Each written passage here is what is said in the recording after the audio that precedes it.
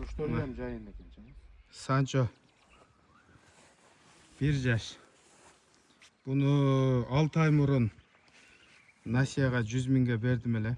2 ayga. Bирок жана шарты туура келбей, бере албай. Акыры кече 2-3 күн болуп калды. Тайды кайра алгам. 100 mingge бердим эле. Азыр мына акелерим келиптир. Бир сураганда эле.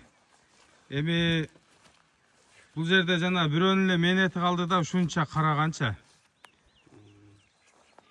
6 ay карап акчасын бере албады. Кайра мен алдым. 95 mingge бул акем мага бер дедиле, бердим. Энеси Данчак Тилек Аканбаевдин Санчосунун баласы. Bunun ошо биринчи акасын ушу Сузакка саткам 95 mingge. Ошо 3-4 жыл мурун. Ким алды? Силер алдыңарбы? Чыңгыз. Кел, барака алып койлу. Каршымын. Разымын.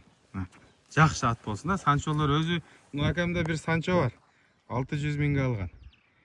Кутман акадан. Булар да ошондой ат болсун эми. Ушу кышында жакшы жем жебей калганда бул эми төлөп атыптыр. Мындан кийин деле зор болуп кетет. Ana.